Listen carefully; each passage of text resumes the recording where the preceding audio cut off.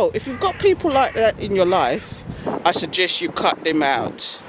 Cut them out, dead it, get rid of them, stop talking to them, don't have anything to do with them, because everything is in your life for a reason and a season. Every time I rise, we do it for the love, and I do it for the lights. Do it for the love, and I do it for the lights. Do it for the love, and I do it for the lights. Do it for the love, and I do it for the lights. What's up, gwan peeps? What's up, gwan? I'm actually outside, and I thought I'd record this outside because it's as good a place as any. So anyway, the reason why I'm here is because I have a subject that's dear to my heart, and I've sat on this for 4 years straight, and it's about toxic friends. Toxic friends, basically. Have you got any toxic friends in your life? I've discovered quite a few, which I've cut out, and what I'm going to do is, just so you get a gist of what I'm talking about, and I'm going to explain the video afterwards, I'm going to insert a clip in from, I know it's a long time ago, it's 4 years ago. It was when I was in Jamaica, and I thought I had a dear friend that I had over 20 years, and she doesn't still know why I just cut her off dead. I wasn't interested anymore. But, or maybe she does, and she doesn't care. But I actually recorded, a couple of days after the incidents happened, I recorded this, lying in bed, ill, sick because of the experience I had with this so-called friend. And afterwards we'll talk about it, but I'm going to show you the clip right now. So, here we go. Roll the clip. What's up, gwan peeps? Can you believe after coming back from Albert Town, I just got up and left in the end because I'd effing had enough. I was supposed to be a guest. And they were so mean and selfish. They knew I didn't eat meat. I don't eat dairy. I don't eat eggs. I wasn't eating their food. I was buying the food. They didn't want me cooking in their kitchen. So you know what? I bought the food so that, you know, I could eat. They had me eating once a day, right? And then the night before I left, they handed me back pasta like I had somewhere to cook it. Like, what was I supposed to do? Crunch on the pasta? Was I supposed to crunch on the pasta? They put me in a guest house that was priced way over what it should have been. There was no internet, no TV. They were charging 5,000 Jamaican dollars. I feel like death warmed up now. I feel like I had malnutrition or something, because by the time I left, it was like I was dizzy. And I even said to them the night before, I'm dizzy. I couldn't sleep the whole night because I was dizzy. Because I hadn't eaten. I hadn't eaten properly. They expected me to live on junk. And then had the cheek to turn around and say to me, why don't you have a sleep in? Why don't you have a lie in? You're supposed to have a lie in on a hungry belly. Is that what it is? And I found it so incredulous that somebody I've known over 20 years, right, who's invited you down there as a guest, could treat you that way. Up to now I ain't spoken to them, and I never will. I never will again. She make her husband treat her like property. They probably had bed talk, saying, oh, I've had enough of Valerie now. Let's get rid of her. That's alright, you don't have to tell me twice. You don't have to tell me twice. And as a result of it now, I'm in pain.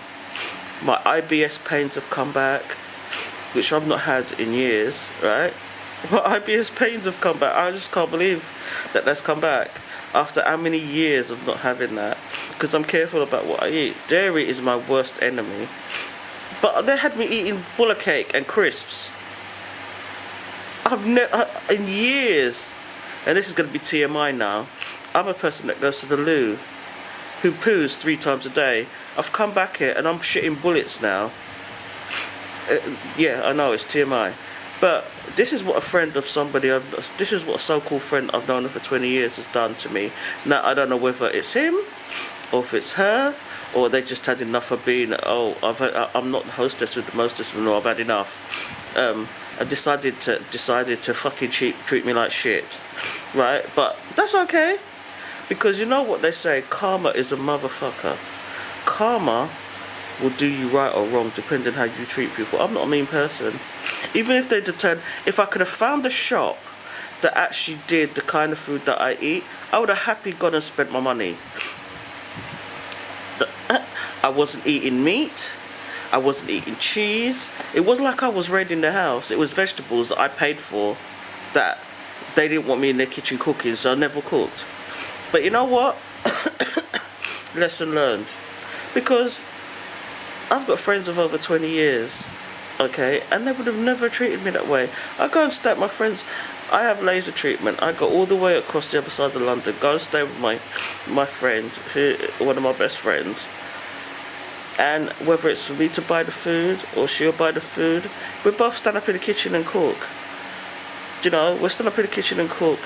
And that's what hospitality is supposed to be about. She comes to my house, whether she wants this or wants that, we stand up in the kitchen and cook. We stand up in the kitchen and cook. We don't have people do without, right? I'm a big girl. Yeah, fair enough, I'm a big girl. I need fucking feeding. I need feeding. How dare you have me go home fucking dizzy? Oh, now I'm still feeling it. I mean, I've got flu I'm now lying in bed. I'll just have to get off my chest because I'm now lying in bed with flu. I'm in aches and pains. My IBS has come back. I'm shitting bullets. And all because they're fucking mean and selfish. And a man has her as property. He doesn't want me and her to be going anywhere. We was talking about going to Vegas. We was talking about going all sorts of places. The man don't want me going anywhere with her because that's money that he's not going to get in his pocket. Do you know, I sat in the cab and he walked past me like he didn't know I was there. I saw him.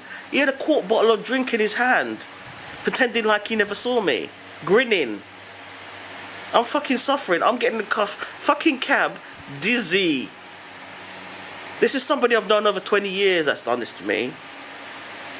My last 2 weeks in Jamaica and I'm a fucking mess.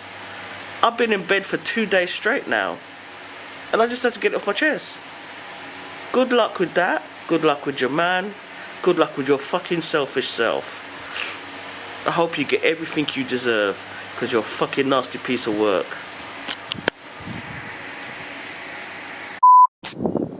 Anyway, now that you've watched that clip, tell me what you think. Because to me, friends should be people that you can rely on, people that's always going to be there for you, whether it's good or bad.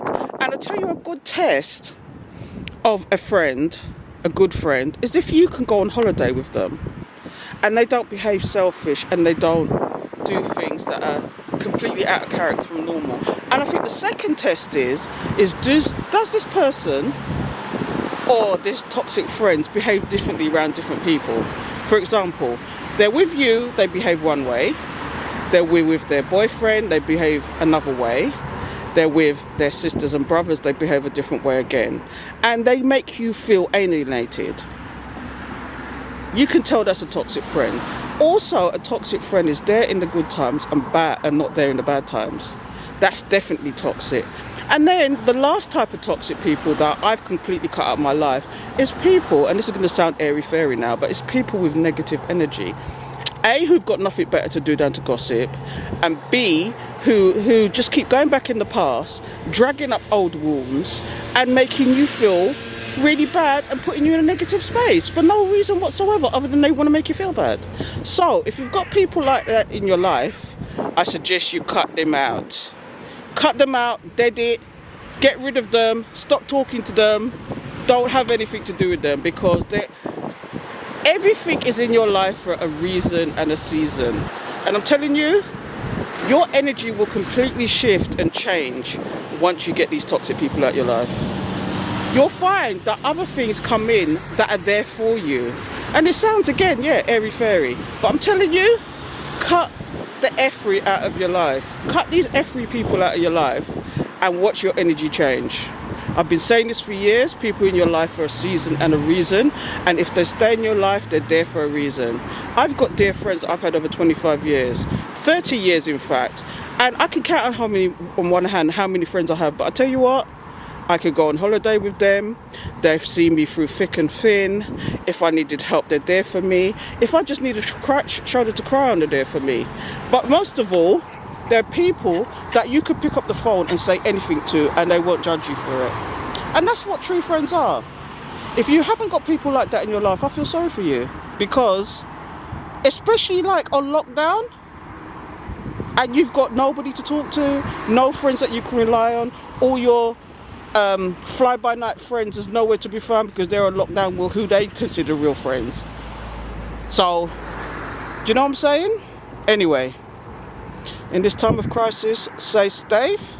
I'd love to know what you think about the video, and give me your comments. And most of all, I'm on Instagram and Twitter, although I should be doing a lot more with it and taking a lot more pictures and uploading.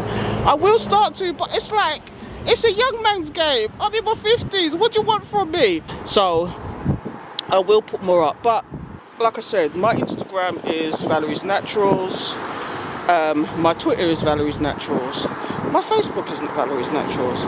So anyway, I will catch up with you later, peeps. And think about what I'm saying about toxic friends. Make sure you... Do it for the love, and not do it for the likes. Make them know success don't come overnight. Don't make them know a substance over hype. Do it for the love, and not do it for the likes.